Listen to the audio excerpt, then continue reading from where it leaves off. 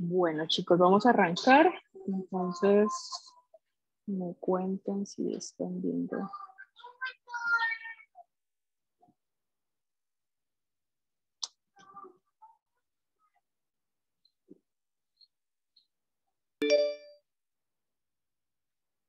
¿Están viendo mi pantalla bien? Sí, profesora. Listo. Bueno, entonces el día de hoy vamos a hablar de fisiología respiratoria. Vamos a tratar de hablar pues la primera parte de ese tema. La idea, pues es un tema bastante extenso. Y vamos a hablar un poco de, básicamente las funciones que tiene el sistema respiratorio, que es llevar oxígeno a los diferentes tejidos. Y adicional, recoger la basura que está en los tejidos, basura como el CO2. Este proceso va a llevar, finalmente va a hacer que unas variables, como es el pH, se encuentre en valores estables y entonces permita una homeostasis completa. Entonces el proceso de respiración como tal, entonces involucra un par de cosas que son las que vamos a tratar hoy y la próxima semana. Entonces, un proceso involucra primero cómo entra, cómo es que el aire del ambiente, ¿sí?, entra hasta el pulmón. Entonces la movilización del aire desde el ambiente al pulmón. A eso básicamente lo vamos a llamar mecánica respiratoria.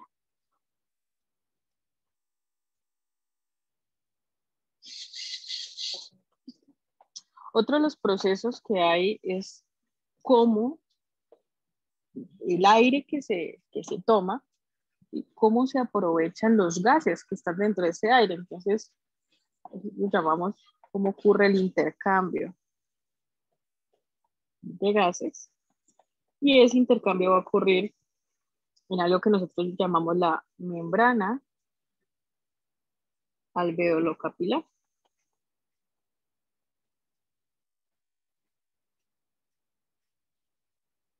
Y una vez esos gases hacen su difusión, es decir, atraviesan esa membrana, entonces básicamente es cómo esos gases viajan por todo el cuerpo, entonces es decir, cómo ocurre el transporte de gases. Entonces, para poder hablar de todo este proceso el día de hoy, nos vamos a enfocar realmente, vamos a alcanzar solo hasta acá, hablar de mecánica, y vamos a hablar un poco de gases, cosas básicas de los gases, pues, que nos van a permitir entender todo el cuento del proceso respiratorio como tal. Entonces, presión. ¿Qué es la presión? Es una unidad de medida que se expresa pues, entre, No te entendí. creo que peso dividido en área, peso sobre área. Ok, peso sobre área. Muy bien. Básicamente lo de área lo tienes claro, pero presión es la fuerza, ¿no?, es fuerza sobre unidad de área. ¿Listo? Entonces es la fuerza que ejercen determinadas partículas sobre el recipiente que las contiene. Entonces, imagínense esto. Aquí tenemos unas partículas y la presión es básicamente, se da porque esas partículas chocan contra las paredes de ese recipiente que las contiene. Imagínense que tenemos ese mismo recipiente de ese mismo tamaño pero ahora tenemos más partículas. ¿Qué pasa con la presión de ese recipiente? ¿Aumenta? Sí, señora. ¿Disminuye? Aumenta. Aumenta. Muy bien. Entonces empezamos a entender que la presión depende del N, el número de partículas. Ok. 6, 8, 10, 11. Ahora tenemos un recipiente más grande, pero con el mismo número de partículas. Entonces tenemos 14 partículas.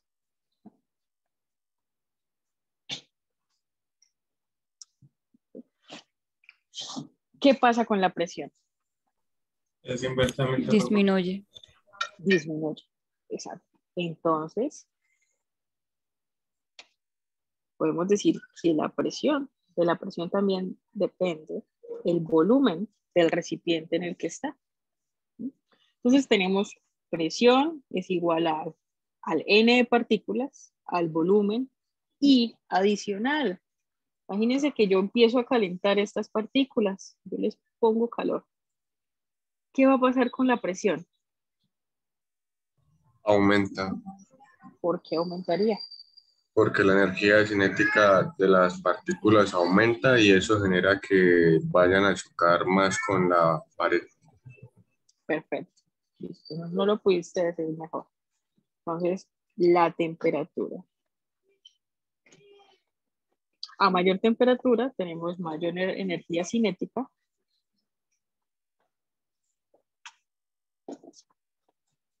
Y por ende mayor movimiento. Ok, entonces a partir de estas cosas que acabamos de estos tres dibujitos, aparece una ecuación que de pronto ustedes la hayan escuchado. Presión es igual al N por R, que es una constante, por la temperatura sobre el volumen. ¿Sí?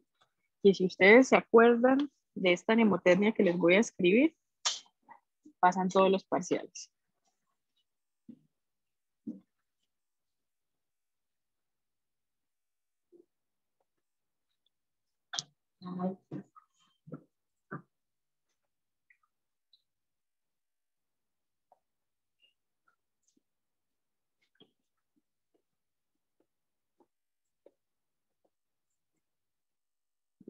Entonces, Pancho Villa nunca reprobó termodinámica. Tenemos presión igual a N por R por temperatura y por volumen. Denme un segundito. Están pidiendo aquí el ingreso a la sala. Un segundito.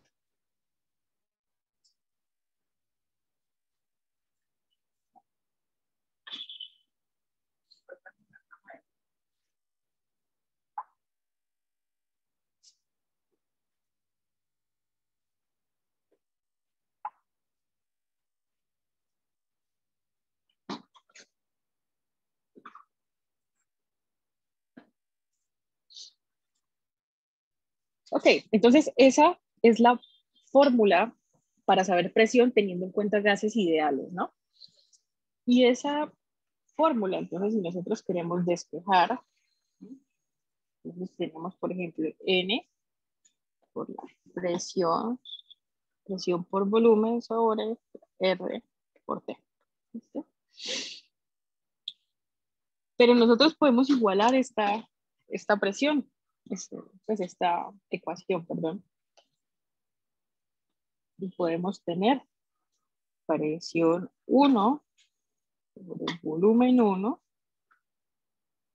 si lo que queremos es averiguar una determinada presión por RT1. ¿Listo?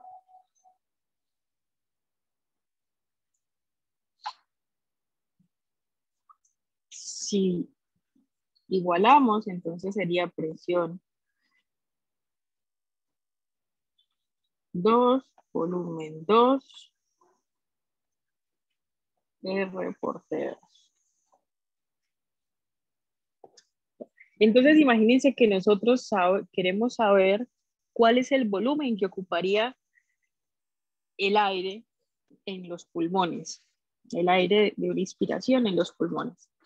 ¿Sí? Entonces reconocemos cuál es la presión del exterior, el volumen que se inspiró, el volumen de aire. Conocemos la temperatura. Conocemos la presión del paciente. Conocemos la temperatura del paciente y queremos averiguar el volumen. Entonces, básicamente tenemos V2 es igual a la presión 1 por el volumen 1 por la temperatura 2 sobre la temperatura 1 por la presión 2. No, con esto no les estoy pidiendo que se vuelvan expertos en matemáticas, pero solo quiero que vean que si nosotros conocemos las diferentes variables de las variables que intervienen en el proceso de presiones y para calcular volumen, nosotros podemos saber cuál es finalmente el volumen que inspira de aire que toma nuestro paciente. Ok.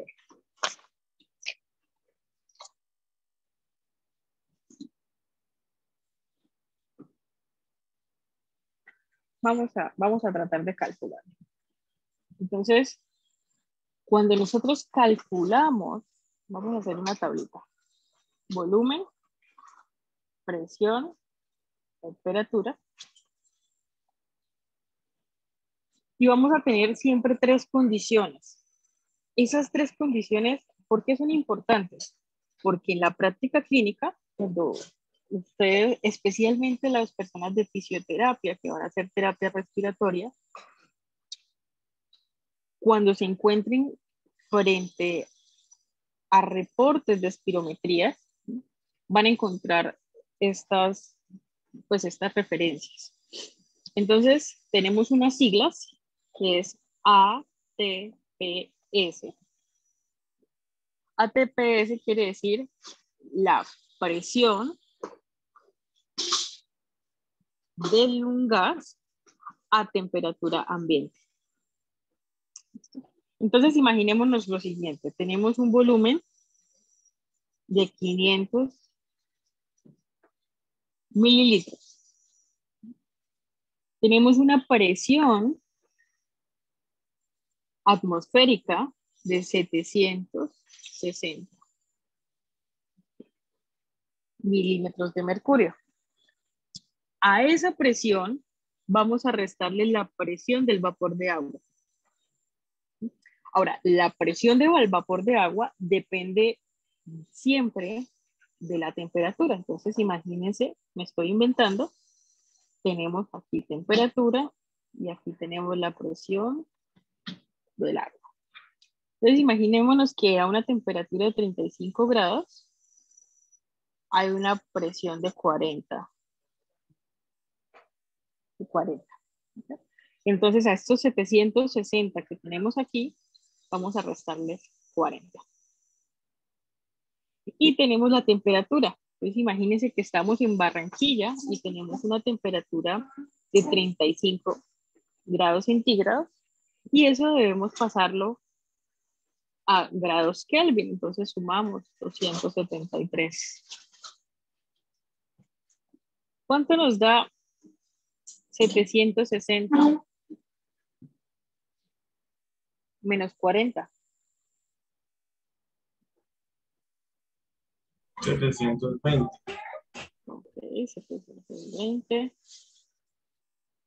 173 más 35.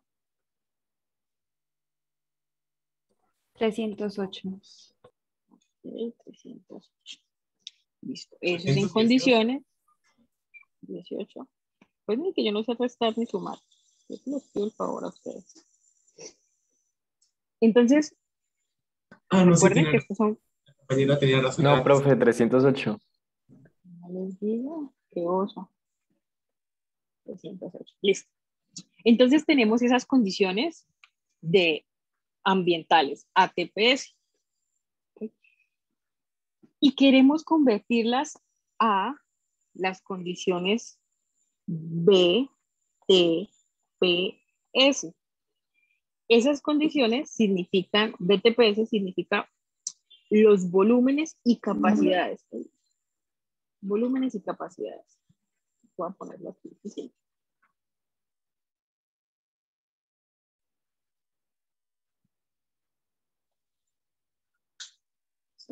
Que es la presión del vapor de agua a temperatura del cuarto.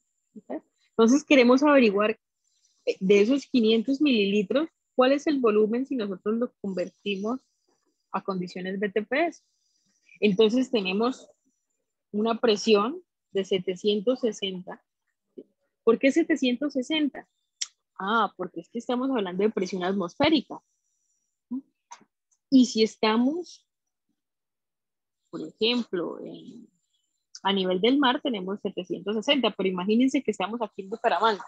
¿Alguien puede googlear cuál es la presión atmosférica aquí en Bucaramanga? Está alrededor de 680, creo.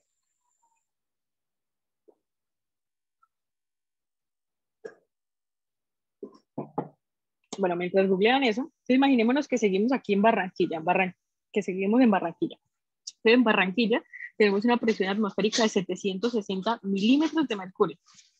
¿Listo? A esa presión vamos a restarle la presión del agua, del vapor de agua. En las personas, en seres humanos, con una temperatura de 37 grados centígrados, es decir, sin fiebre, la presión del vapor de agua es de 47. ¿Okay? Estas tablitas ya existen. Entonces, generalmente, fisioterapia, como les digo, son los que vamos a manejar eso, van a encontrar las tablas con diferentes temperaturas y les va a mostrar cuál es la presión de agua. Entonces, una persona, la presión de vapor de agua, 37 grados, es decir, temperatura corporal, sin fiebre, sin ninguna alteración, es de 47. Entonces, a eso vamos a restarle 47. ¿Sí? Y tenemos la temperatura entonces, estamos diciendo que es de 37 más 273.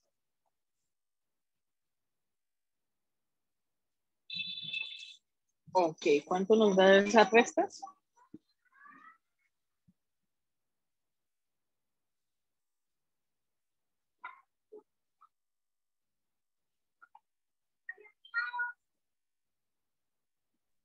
$713 y $310.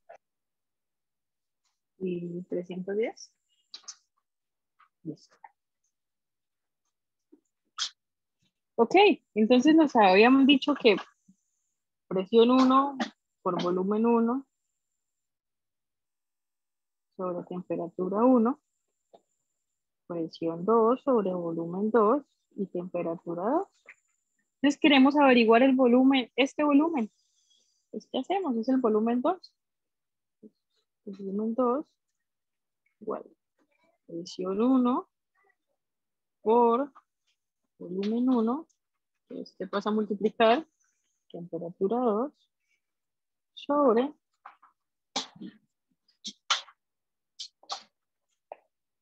presión 2 por temperatura 1. Listo, y reemplazamos. Entonces, la presión 1, que sería esta, 720, por el volumen 1, ¿cuánto fue el volumen? 500 mililitros. Por la temperatura 2, 310. Sobre la presión 2, que son 713, por 308. El valor que nos dé aquí finalmente va a ser el aire, el volumen que ocupa ese aire en los pulmones.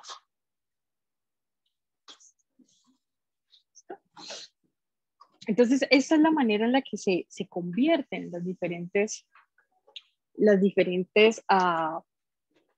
condiciones en cuanto a los conceptos de volúmenes, capacidades.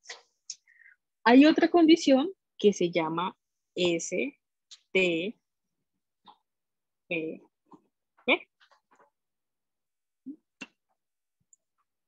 perdón, D, que es la presión a temperatura y seco. Ese seco, esta D es de dry. Y sería lo mismo. Si es seco, quiere decir que estamos con una presión de 760, no hay vapor de agua, y una temperatura de 273. ¿Qué nos significa este STPD? Básicamente nos indicaría el consumo de oxígeno y la producción de CO2. Esto ustedes lo van a encontrar en los libros de esta manera.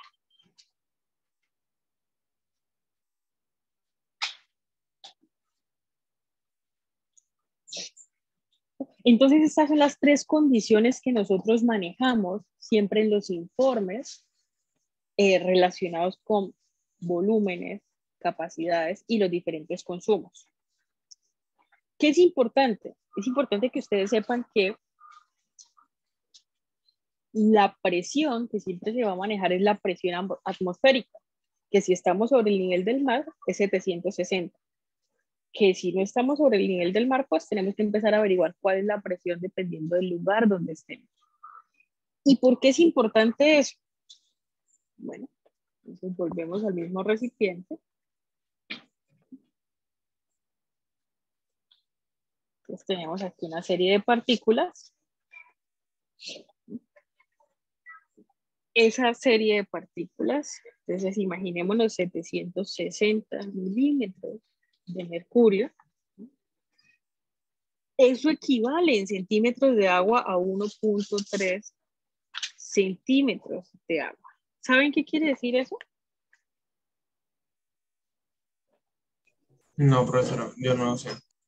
Ok, entonces eso quiere decir que una determinada presión, estos 760 milímetros, son capaces de desplazar. ¿Qué tanto es capaz de desplazar de subir ese mercurio en imagínense, en una regla? ¿Okay? Entonces, con una atmósfera, es decir, una atmósfera es capaz de elevar una columna de mercurio hasta 760 milímetros de mercurio. O si lo comparamos, si lo convertimos a agua, esa es capaz de elevar en una escala a 1.3 centímetros. Eleva una columna de agua. A eso se refiere.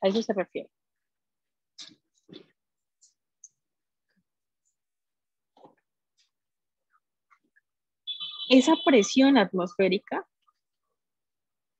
imagínense que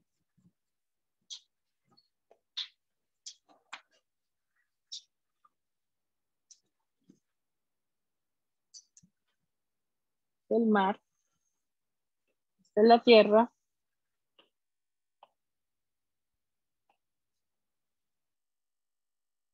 estamos en Barranquilla. ¿Listo? En Barranquilla tenemos imagínense, una columna de mercurio aquí encima. Esa es la presión atmosférica. Esa fuerza que está ejerciendo sobre este personaje es de ¿cuánto? De 760 milímetros de mercurio. Sí. Nivel del mar. Pero nos fuimos para Bucaramanga. En Bucaramanga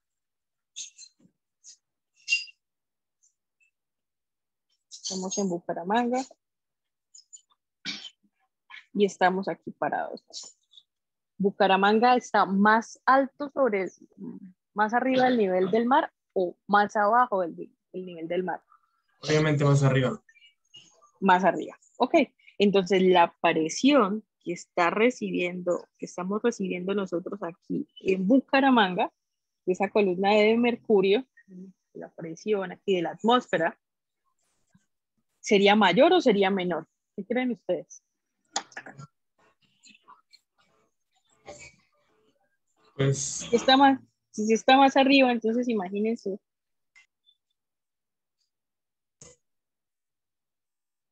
Entonces, este es el tipo que está en Barranquilla. Está a nivel del mar. Y aquí estamos nosotros en Bucaramanga.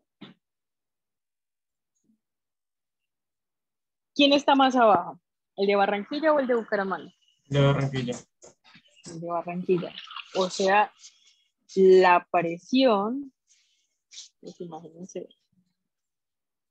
Ahí.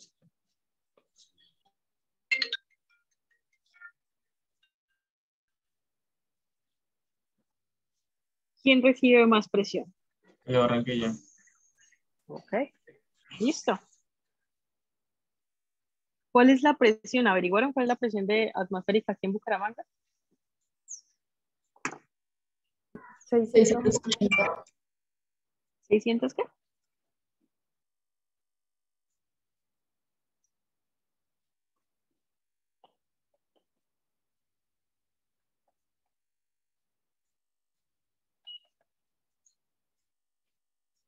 Listo. Ok, entonces, ¿qué quiere decir eso? ¿O por qué es tan importante? A mayor altura, menor presión. Ahora, el aire que respiramos, pilas con esto, el aire que respiramos es una mezcla de gases.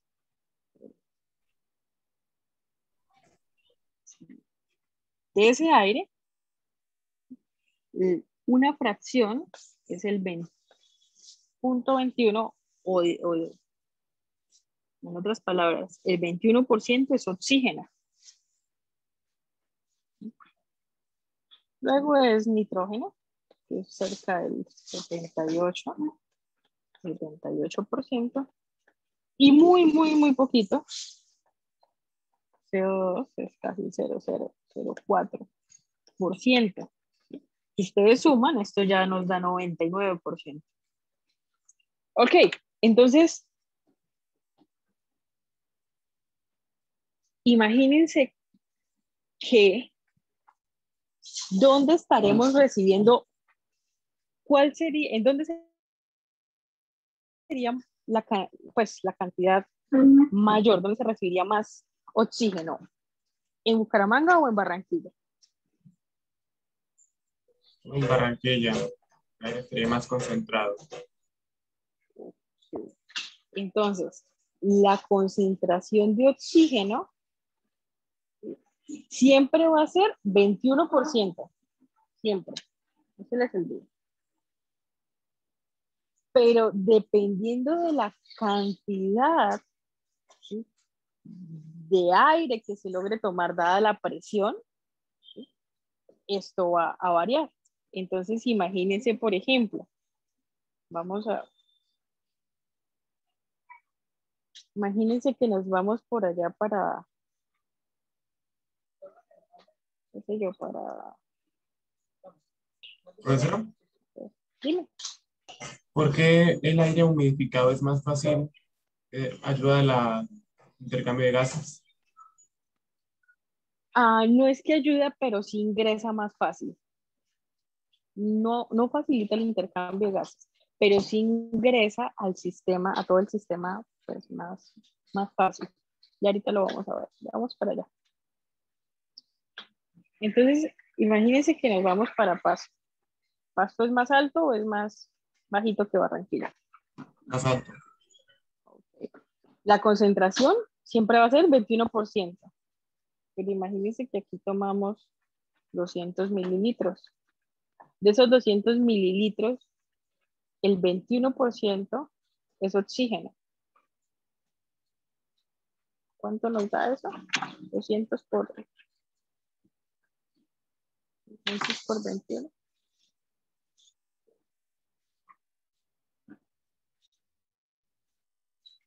Por punto 21 nos da 42 mililitros de oxígeno.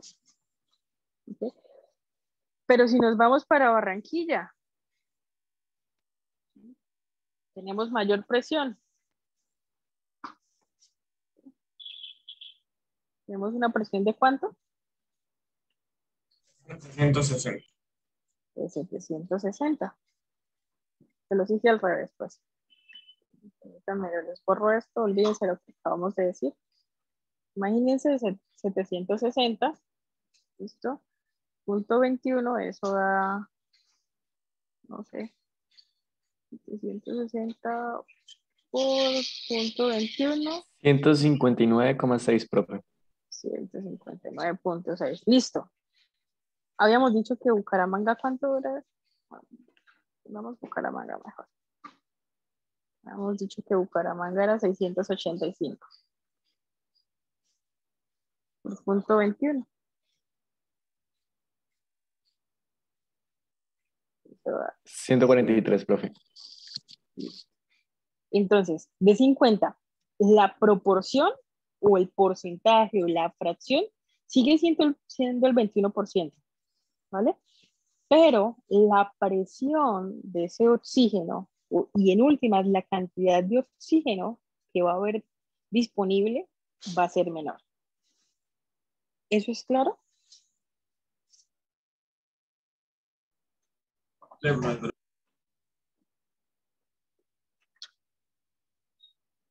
Bueno, entonces ahora sí vamos a empezar.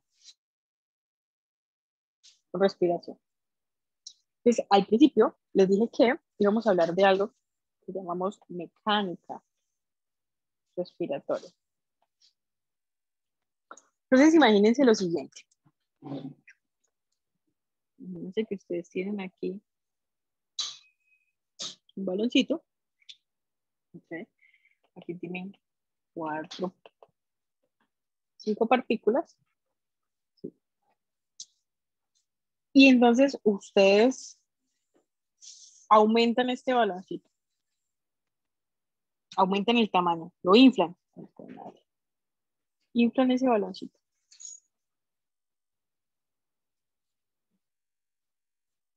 Lo inflaron.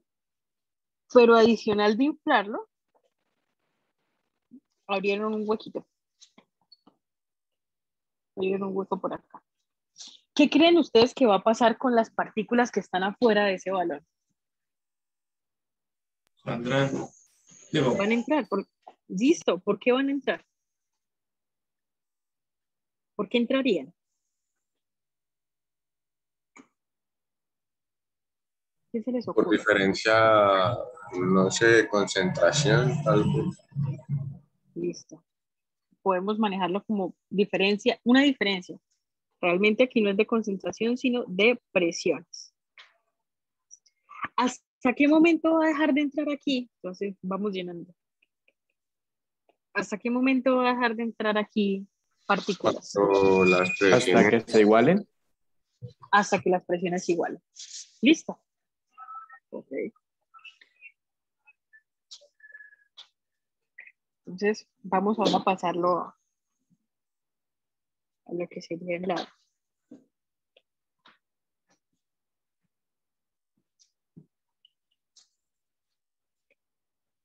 Entonces tenemos el pulmón.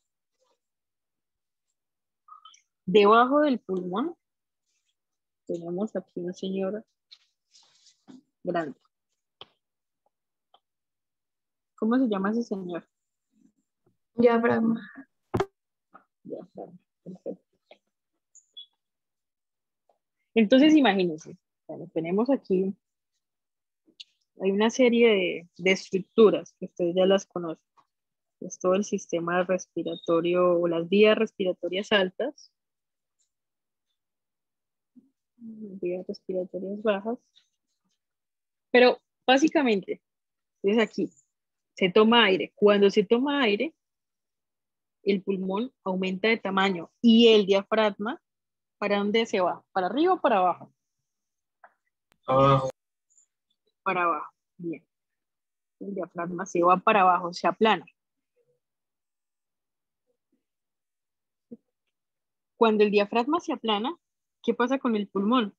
El pulmón aumenta el tamaño hacia los lados o hacia lo alto.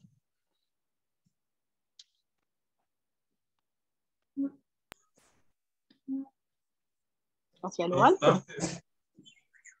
Hacia lo alto, porque es muy difícil deformar hacia los lados por la caja torácica. Recuerden que encima del pulmón tenemos músculos, tenemos costillas, entonces no se puede deformar. ¿Sí? Entonces el pulmón aún cambia de tamaño hacia la altura. Pues. ¿Qué hicimos al cambiar de tamaño? ¿Qué aumentamos?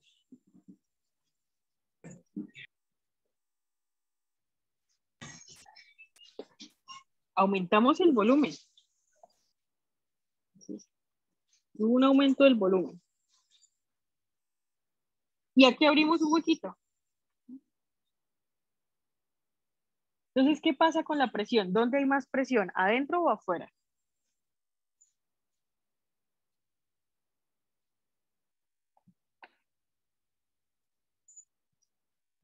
La presión es un poco más alta afuera y para igualizarse fluye hacia adentro. Exacto, perfecto. Entonces, adentro, como aumentamos el tamaño, la presión disminuye. Y una vez se abre aquí el huequito, pues empieza por diferencia de presiones, por un delta de presiones, ¿sí? ingresa aire. ¿Y hasta dónde va a ingresar? Hasta que se iguale con la presión de afuera. ¿Listo? ¿Qué necesitamos para eso? Bueno, entonces aquí pongamos un delta de presiones. ¿Qué estructuras necesitamos para eso?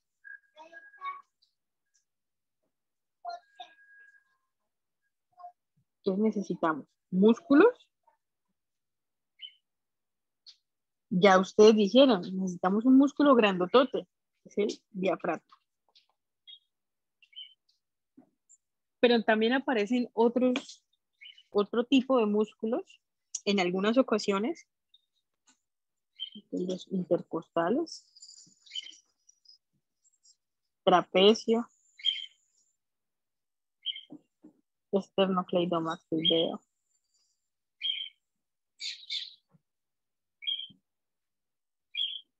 Entonces, la inspiración, que es el aumento del volumen pulmonar, la diferencia de volúmenes, es una fase activa. Y las con eso es activa. ¿Qué quiere decir activa? Que hay gasto de energía.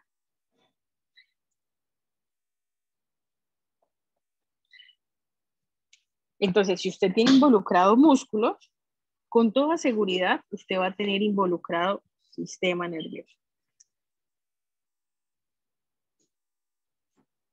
¿Ok? Vámonos para...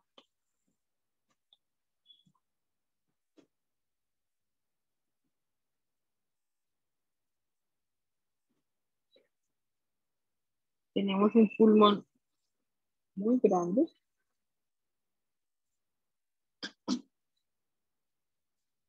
Se inspiró. Ahora necesitamos sacar ese aire. ¿Por qué sacar ese aire? Bueno, porque es que ya se igualaron las presiones, se igualaron las presiones, entonces ese aire debe salir. ¿Qué pasa con el diafragma? El diafragma está así. ¿Hacia dónde se va el diafragma? Hacia arriba. El diafragma va hacia arriba.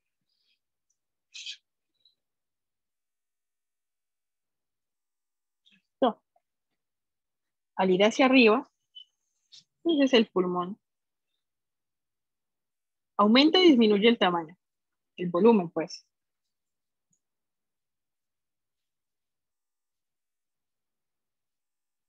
Disminuye el volumen. Perfecto. Adicional, ¿qué otros músculos aparecerían acá?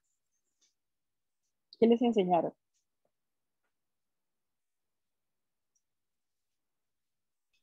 Costales internos y recto abdominal. Exacto. Entonces tenemos otra vez sistema nervioso y tenemos los músculos más que el diafragma es los rectos abdominales,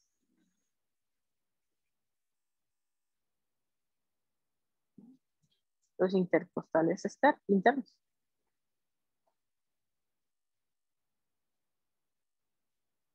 Entonces, como la presión está aumentada aquí, nosotros disminuimos el volumen, a menor volumen la presión aumenta, abrimos huequito, ¿qué pasa con el aire? ¿Sale o entra?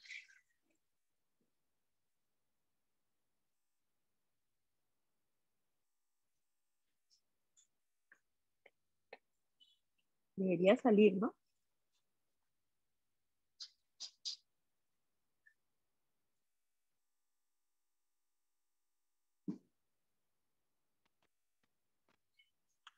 ¿Qué pasa con la expiración?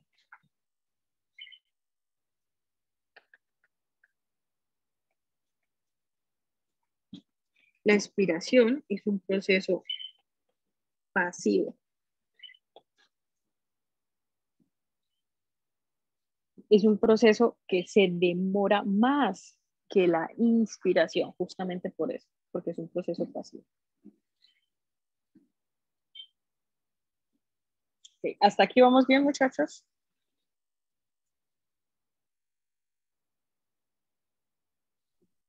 Sí, profe. Sí, profe.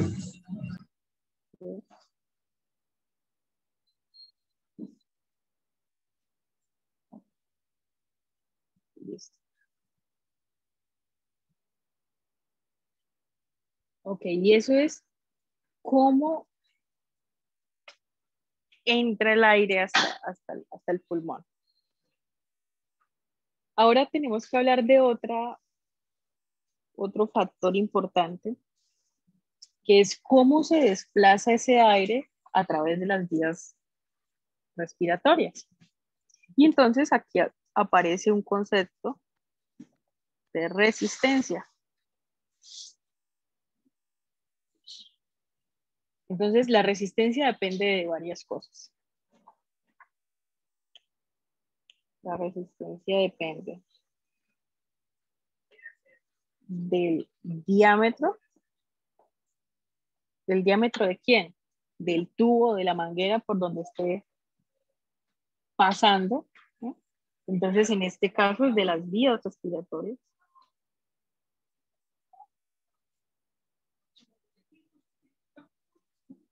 Depende de la longitud de esa vía respiratoria.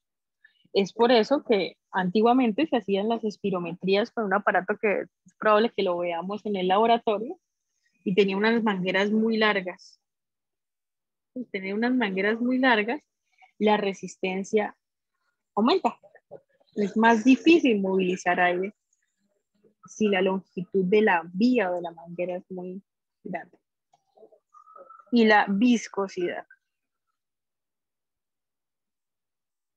Ustedes se dan cuenta, esto es muy parecido a la parte cardiovascular.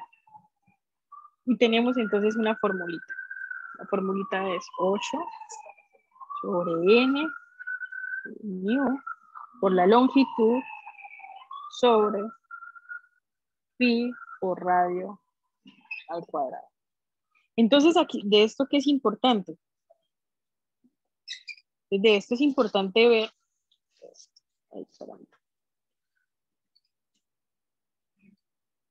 esta parte.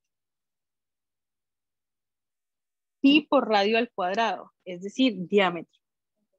Entonces, en la medida en la que el diámetro disminuye, la resistencia ¿Aumenta o disminuye? ¿Qué creen ustedes? Aumenta. Va a ser, aumenta. Y aumenta por un factor de 4. Es decir, ¿cómo podríamos modificar el diámetro de la vía respiratoria? ¿Cómo creen ustedes?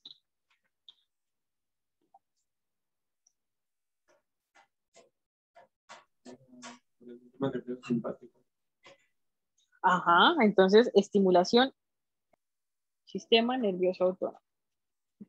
Una broncoconstricción. Entonces imagínense que ustedes tienen un bronquio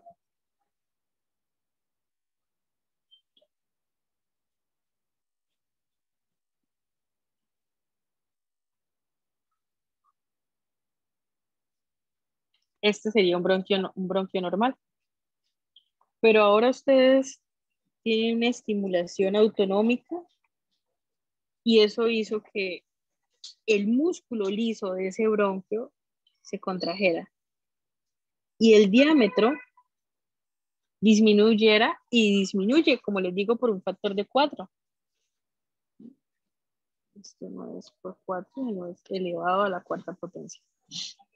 Entonces, ¿la resistencia va a ser mayor o menor? Mayor. Mayor resistencia. Bueno, si no tenemos un paciente, una estimulación del sistema autónomo, sino paciente, por ejemplo, con asma, un paciente con bronquitis crónica.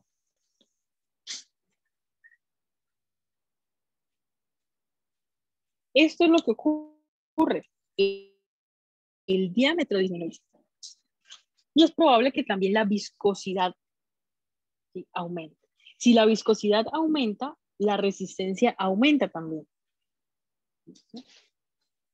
Entonces, por ejemplo, pacientes con asma, son pacientes que tienen hipersecreción.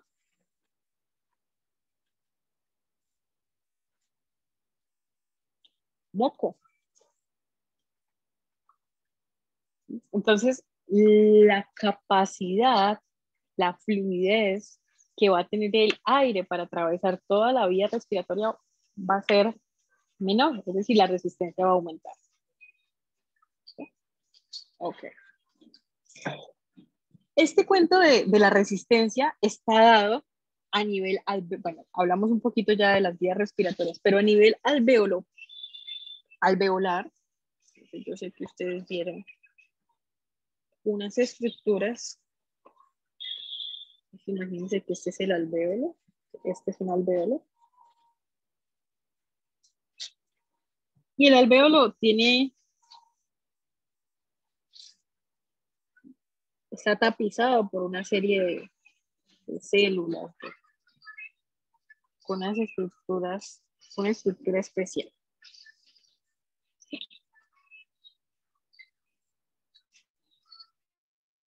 Esta conformación deja unos espacios muy pequeñitos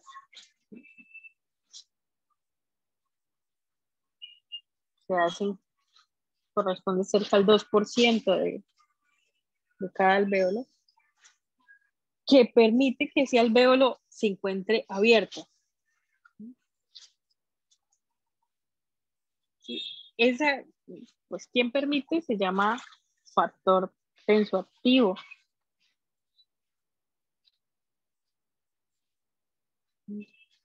O surfactante pulmonar. Y ese surfactante pulmonar es producido por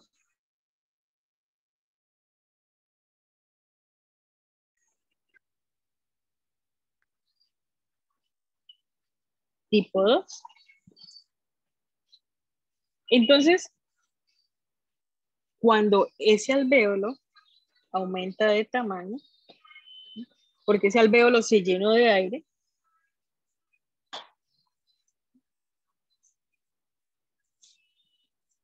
entonces esas células quedan espacio entre esas células. Al quedar espacio entre esas células, el agua es el que ejerce fuerzas. Y al ejercer fuerza, entonces es más fácil hacer que este alvéolo retorne a su tamaño normal. ¿Vale? ¿Por qué es importante el surfactante pulmonar? Permite mantener abiertos los alvéolos. El alvéolo, en últimas, es la unidad funcional del sistema respiratorio. Es ahí donde llega el aire y donde se comunica, ¿sí?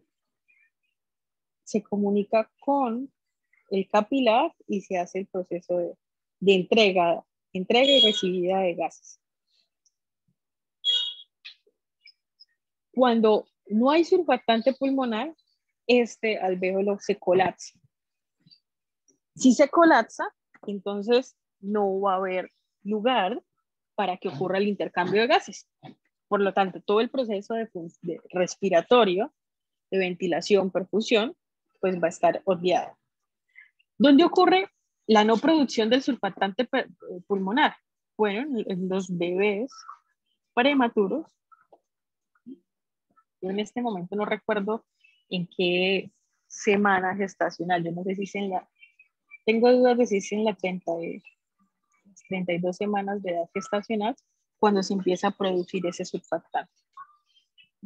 Recuerden que un embarazo a término hablamos de 36 a 40 semanas. Entonces, si tenemos un bebé que nace antes de las 36 semanas, un bebé que no va a tener la capa, pues, surfactante. Los alvéolos van a estar colapsados, van a estar cerrados.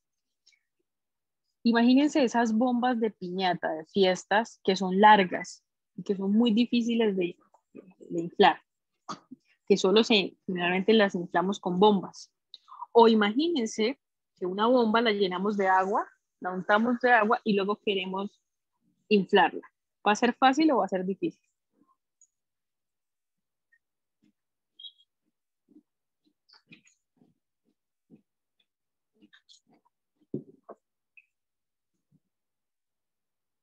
¿Ustedes nunca han inflado una bomba? Sería más difícil, profe. Más difícil, claro. Entonces, ¿qué hace el surfactante? Imagínense, yo lo describo así como ese talco que no deja que las membranas se peguen. Entonces, en los niños prematuros, cuando definitivamente ya no se puede frenar el parto, tenemos una señora que va a un parto avanzado, se administra, creo que es dexametasona.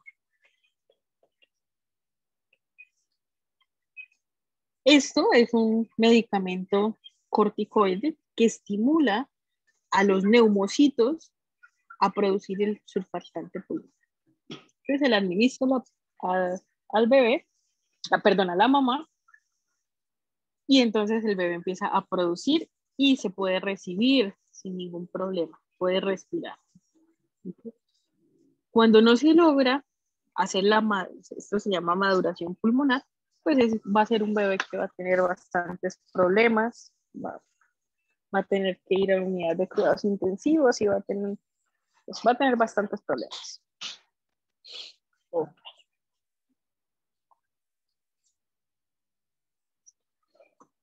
Entonces, hablamos ya de proceso activo, pasivo, surfactante, resistencia.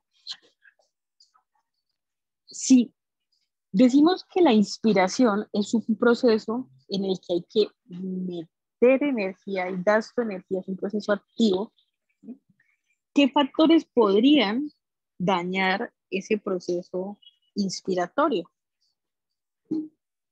¿Qué creen ustedes? Ya teniendo en cuenta que hay que meter caja torácica, costillas,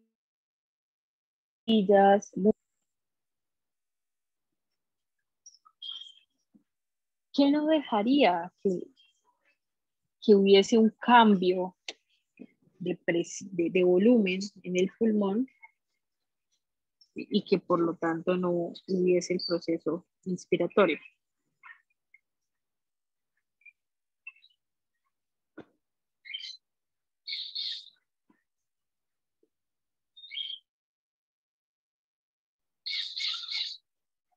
Por eso que yo no pregunto nada difícil. Profe, ¿podría ser alguna lesión en algún músculo que ayude al tema de la inspiración? ¿No?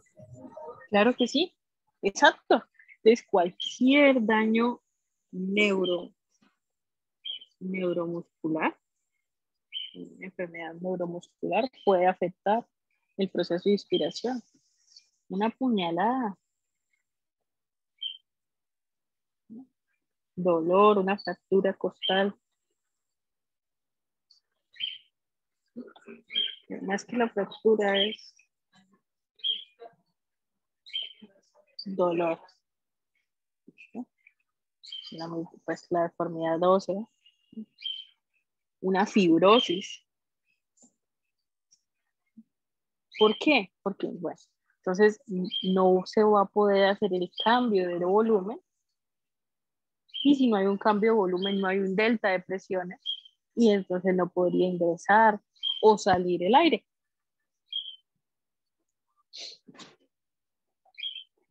¿Hasta aquí vamos bien, chicos?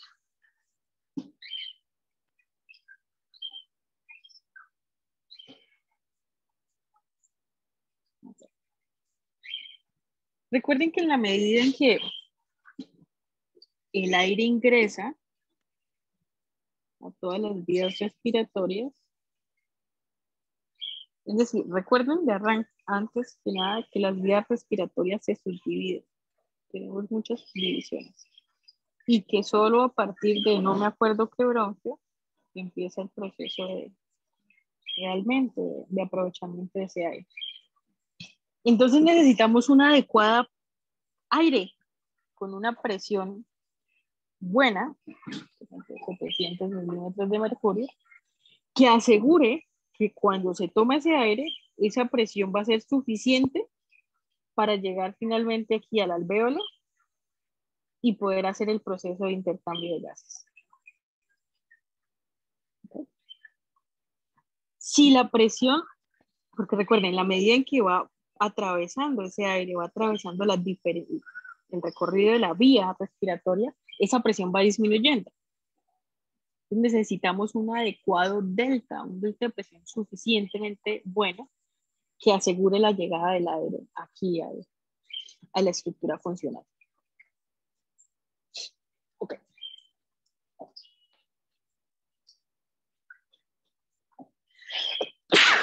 Perdón. Entonces, hay una de las cosas una prueba que se realiza y que también van a realizar ustedes los fisioterapeutas, y es la espirometría. En el laboratorio tenemos un espirómetro viejo y yo incluso nunca lo había utilizado, lo conocí fue en el posgrado. Los espirómetros de ahora son igual de grandes a su celular, usted sopla y entonces él bota un poconón de información. El espirómetro que tenemos en el laboratorio tiene una manguera, es algo así como ponemos aquí a la persona sopla, entonces hay una manguera y esa manguera está conectada aquí. Este es un tanque con agua. Aquí hay otro tanque y ese tanque sube y baja dependiendo de si usted toma aire o no toma aire. Y adicional, entonces aquí hay algo que tiene una aguja y un lápiz y entonces va pintando va pintando en un papel. Como les digo, ya esto no se hace, se usan unos espirómetros muy pequeñitos que botan muchísima información. Entonces la espirometría.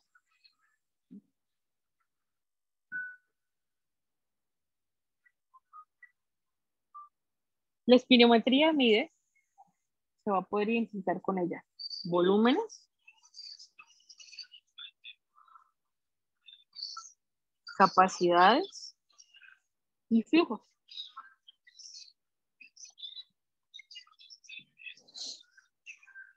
Okay. siempre vamos a pedir al paciente que inspire y expire. Y al paciente se le tapa la nariz, se le pone aquí un clic en la nariz para que no tome aire de otro lugar, solo por la boca. Entonces, la espirometría tiene cosas como esta. El paciente inspira, expira. Esto se llama volumen corriente. Es decir, es el volumen que usted normalmente respira. Volumen corriente.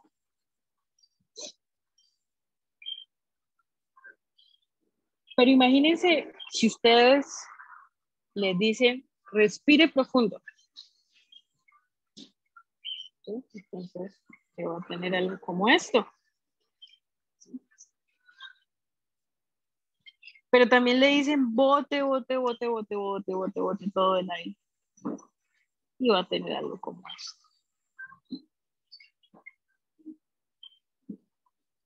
A este primero de arriba, cuando le dijeron a usted, inspire profundo,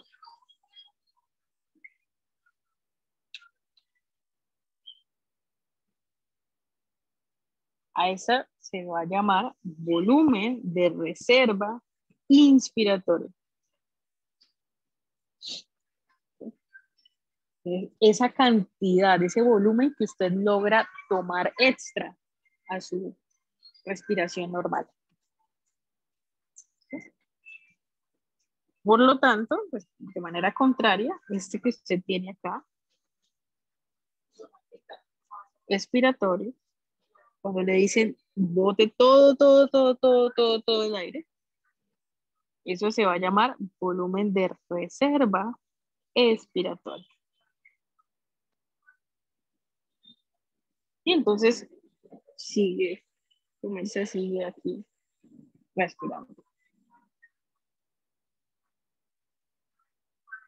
Hay algo que no se puede medir, que generalmente no se mide, y es que ustedes creen que cuando ustedes expiran sacan todo, todo, todo, todo el aire, es decir, logran sacar, quedarse sin aire en los pulmones. No, profe. No. ¿Por qué no? ¿Por qué no se puede hacer eso? ¿Por qué creen ustedes que no? Porque como tal el pulmón no está disminuyendo su volumen a una forma de que, o sea, como que se apriete demasiado, ¿sí? Se comprima demasiado y puede sacar todo el aire. Perfecto. Está supremamente claro. Entonces, no, dadas las costillas, la caja torácica, pues no se puede, no se puede espichar finalmente el pulmón. Entonces queda un volumen ahí de aire. A ese volumen de aire, como les digo, no se mide de manera ocasional. A ese volumen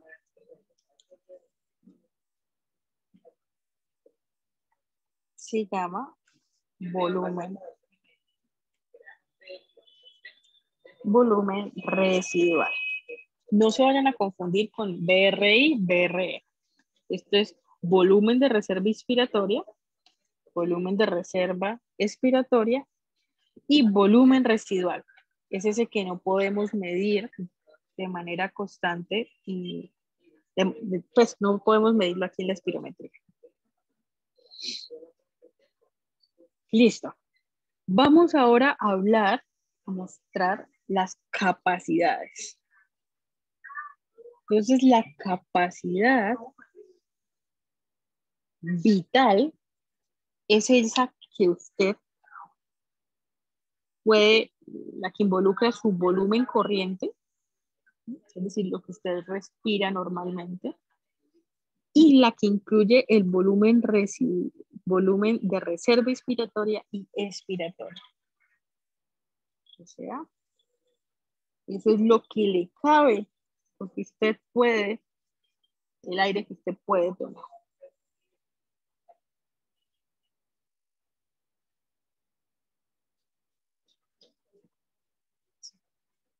¿Sí?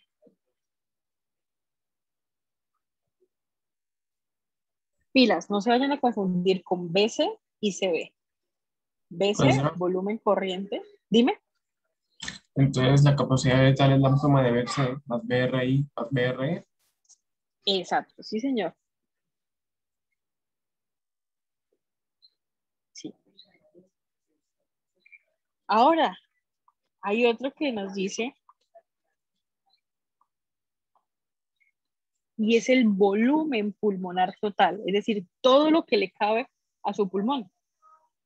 Eso involucra entonces la capacidad vital y el volumen residual.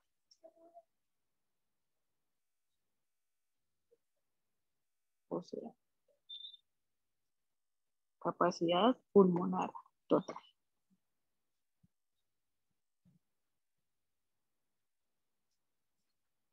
El volumen de reserva inspiratoria, ¿cómo podría afectarse?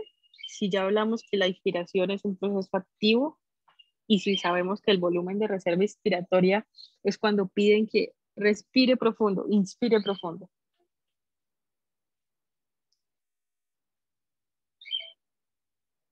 Recuerden, dolor, algún proceso restrictivo, realmente. Volumen de reserva expiratoria puede verse afectado por procesos obstructivos. Procesos obstructivos, ¿como cuáles? El famoso EPOC.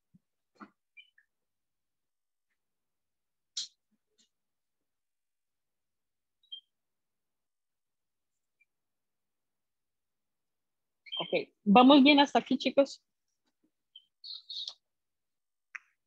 Profe, la última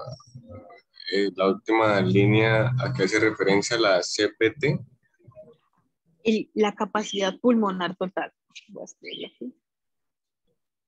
Vale, gracias. Pulmonar total. Es decir, todo lo que le cabe a su pulmón, incluyendo lo que incluye el volumen residual.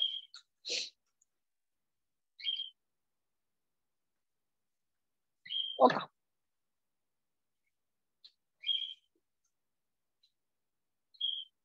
Flujos.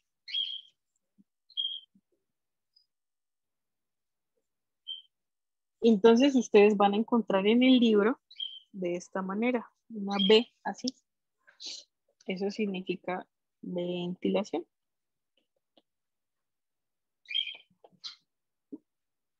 Y la ventilación es el símil del gasto cardíaco.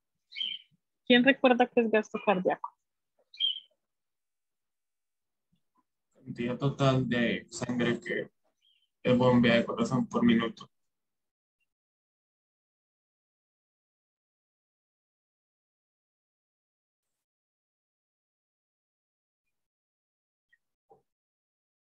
El gasto cardíaco es la cantidad de sangre que bombea el corazón por minuto.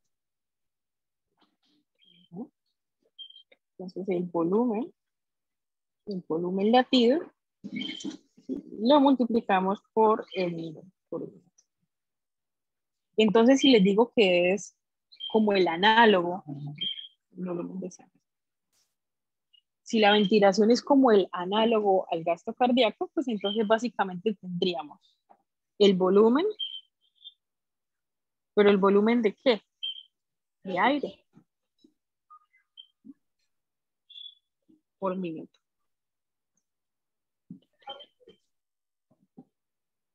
Y entonces, ¿cómo usted mide el volumen, la ventilación? Fácil. BC, o sea, el volumen corriente, lo que usted normalmente inspira y expira, ese volumen, entonces imagínese que son 500 mililitros, lo que usted moviliza, por la frecuencia respiratoria. ¿Cuánto es lo normal de la frecuencia respiratoria?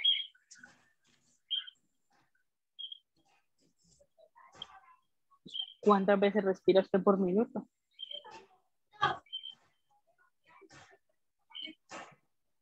De 12 a 18 veces. Ustedes adultos, ¿no? Porque, por ejemplo, los neonatos pueden respirar hasta 40 veces por minuto. Entonces, imagínense que ustedes movilizan con cada respiración 500 mililitros por, imagínense, no sé, por 15. ¿Cuánto da eso? 7.5 litros. Ok. Ahora, hay algo que ustedes van a encontrar en la clínica y es un término mal utilizado y es la hiperventilación. Si dicen hiper, es mucho. Cuando está el prefijo hiper, nos referimos a mucho. Es mucha ventilación. Pero imagínense que usted puede tener un paciente que está movilizando, una persona que está movilizando 100 mililitros, pero que está respirando, qué sé yo, 24 veces. ¿Cuánto va a dar?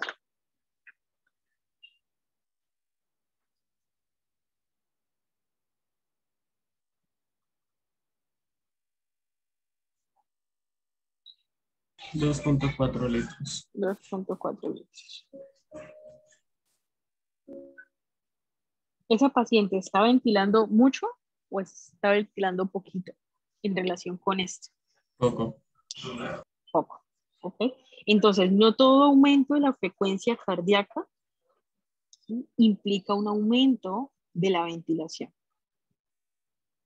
Porque, por ejemplo, este mismo caso, imagínense que tienen paciente que está movilizando 100 mililitros de aire, pero está respirando 60 veces. ¿Cuánto da eso? 6 litros. Casi similar a esto.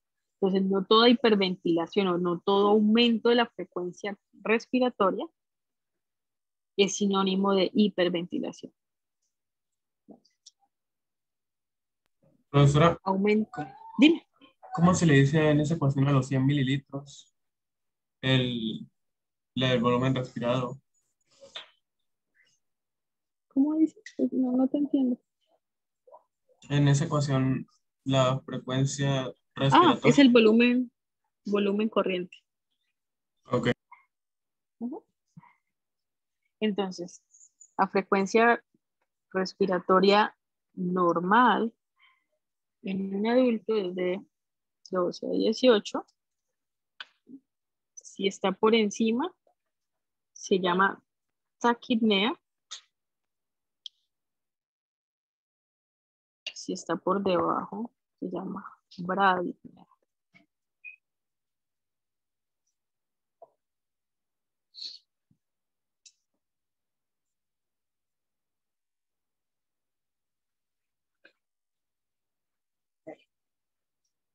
¿Qué otro concepto hay en cuanto a la espirometría y que también permite?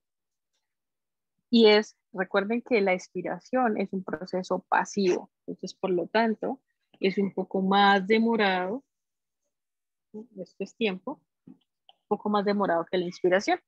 Entonces hay dos pruebas que se hacen o dos valores que se miden, que es la fracción expiratoria forzada en un segundo y la fracción expiratoria forzada en 3 segundos.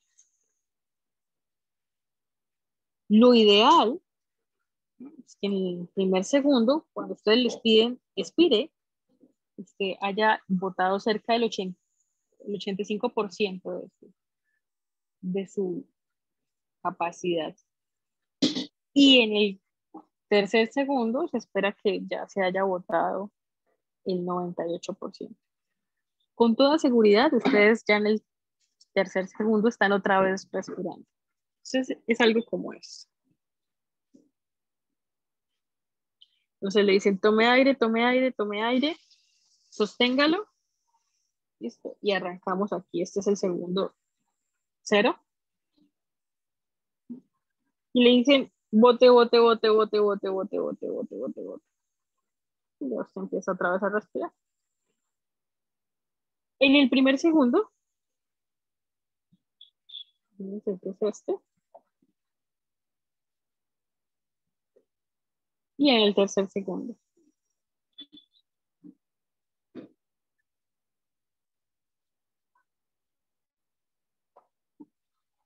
Aquí en este ejemplo particular, prácticamente había botado ya todo.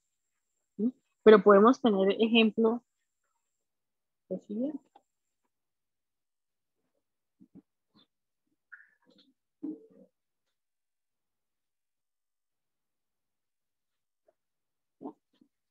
¿Qué nos indicaría esto? Esta línea anaranjada. Este es otro paciente. Ese paciente tiene problemas ¿para qué? Respirar. Un EPOC. Para expirar, para botar el aire. Es un proceso de tipo obstructivo. ¿Okay? Listo. Bueno, chicos, pues vamos a recapitular.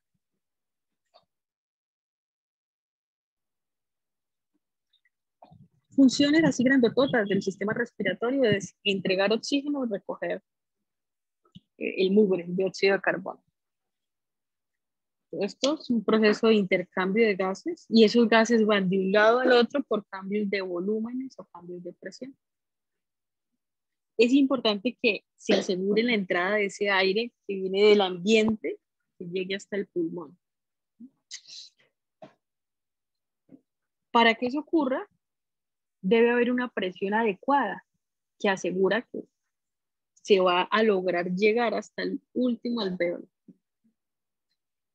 Ese ingreso de aire es lo que nosotros llamamos mecánica ventilatoria. La presión, entonces, depende del volumen. La presión depende de las partículas, del N de partículas y de la temperatura. Nosotros podemos saber el volumen que ocupa ese gas, ¿sí? El volumen que está ocupando, qué tanto volumen llega, por ejemplo, al pulmón. Tenemos tres condiciones: una condición ambiental, una condición cuerpo o una condición seca, con aire seco. Es decir, no tenemos en cuenta el vapor de agua.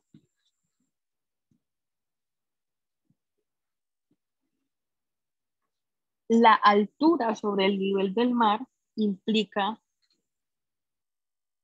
cambios en la presión atmosférica. Y esos cambios en la presión atmosférica implican entonces la disponibilidad, la cantidad de oxígeno, a pesar de que la fracción o la proporción de oxígeno siempre va a ser 21%. Para la mecánica entonces ventilatoria, tenemos unos cambios de volúmenes. Entonces, cuando se inspira, que es un proceso activo donde hay gasto de ATP, aumentamos el volumen del pulmón. Es decir, la presión dentro del pulmón se vuelve menor. Al volverse menor, ingresa aire. Y ese aire va a dejar de ingresar hasta que se iguale la presión, las presiones con el interior y el exterior. Para eso necesitamos un sistema nervioso, necesitamos un paquete muscular y un paquete óseo. La expiración, por lo tanto, es un proceso pasivo, ¿no? Donde participa también el sistema nervioso, pero participan los rectos abdominales, los músculos intercostales internos, y entonces aquí disminuimos el volumen. Disminuye el volumen. Por lo tanto, la presión aumenta, la presión se hace mayor en relación con el ambiente y el aire sale. Ese transporte del aire del ambiente a los pulmones también depende de la tubería, es decir, de la vía respiratoria. Y esa vía respiratoria tiene una resistencia. Esa resistencia depende del diámetro, de la longitud y de la viscosidad.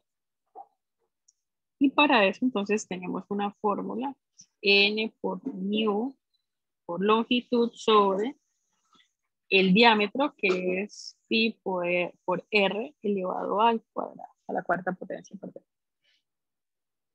Entonces, por ejemplo, una disminución, un cambio en el diámetro estaría dado por un proceso de vasoconstricción, pacientes asmáticos, pacientes con bronquitis crónica o hiperestimulación del sistema autónomo.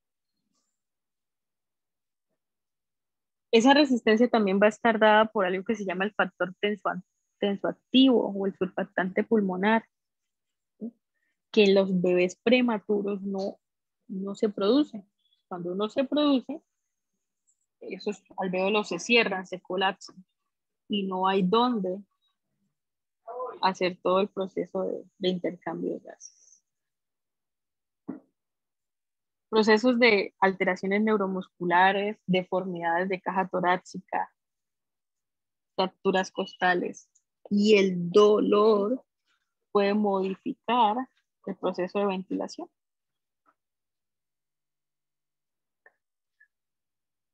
Para evaluar el proceso de la mecánica ventilatoria, entonces está la espirometría. La espirometría es un examen fácil, se pone a soplar a su paciente y va a tener usted información sobre volúmenes, capacidades y flujos. La espirometría le va a informar a usted cuál es el volumen corriente, es decir, lo que usted normalmente, lo que su paciente normalmente inspira y expira. Pero también le va a informar el volumen que tiene su paciente para volumen de reserva inspiratoria, es decir, cuando toma más aire de lo normal. Y de manera similar cuando lo expulsa. Tiene un volumen residual que no se puede medir, es un volumen que siempre va a estar ahí en el pulmón. Y adicional tiene entonces las capacidades. La capacidad vital es lo que usted puede movilizar normalmente junto con el volumen residual inspiratorio y expiratorio. Y tiene la capacidad pulmonar total, que es todo lo que le cabe en el pulmón. Ok. En cuanto a flujos, entonces la ventilación es el volumen corriente por la frecuencia respiratoria. No todo aumento de esa frecuencia respiratoria quiere decir que hay hiperventilación o hipoventilación.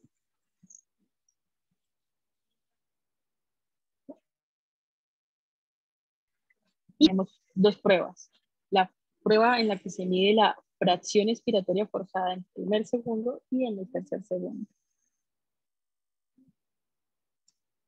Hasta aquí, chicos, ¿bien o no bien?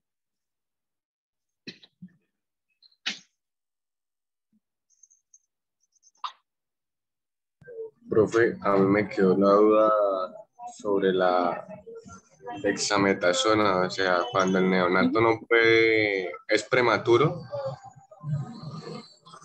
¿qué es lo que, a qué ayuda la dexametasona como tal? A que los neumocitos tipo 2 empiecen a producir surfactante. Entonces, ese medicamento se le administra a la mamá.